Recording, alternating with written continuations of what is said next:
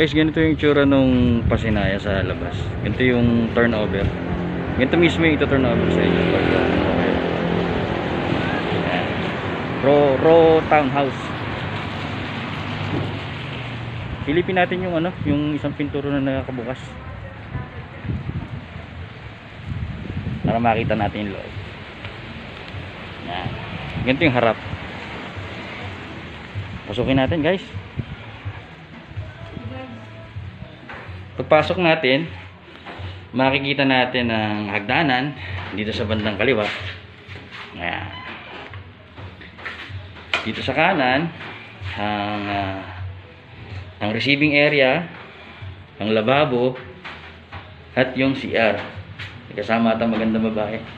Hindi kasama yan, ha? Hindi kasama. Ayan. Yan yung labas. Back door. Ayan, guys. Pag tinurnover itong pasinaya, ganyan lang. Hindi wrap. Ang tawag dito ba? Ganyan lang, hindi siya finish. Ito yung lababo. Yung lababo, tiles na. Tapos, stainless itong lababo. Wala pang kisame. At yung sahig ng taas, hindi siya buhos. Ano lang siya, parang matigas na plywood. Ano ba tawag dito? Ang tawag dito ba? Parang hardiplex, pero hindi ko alam. Basta matigas na plywood yan eh. Yung CR, sarado. Ikaw na bahalang magpa-finish ng ano, ng dingding, mag-ayos ng salamin.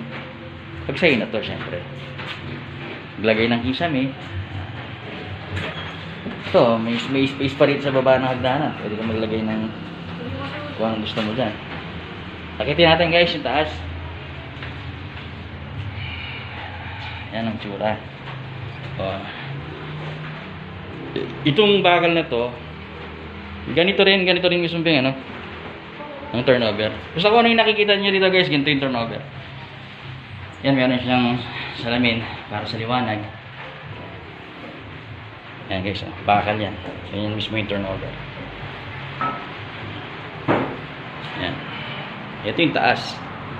Yung taas ng pasinaya.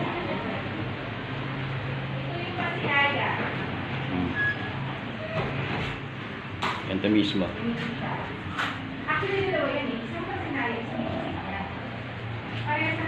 Ikaw na bahala maglagay ng kisame. Pwede mo gawing 2 kwarto to. Itong space na to sa likod, pwede mo i-extend yung bahay mo pag sa'yo na to. Kasi hanggang dun pa yung ano mo, yung pader na yun, hanggang dun sa'yo. Yan, guys, yun lang naman. Salamat.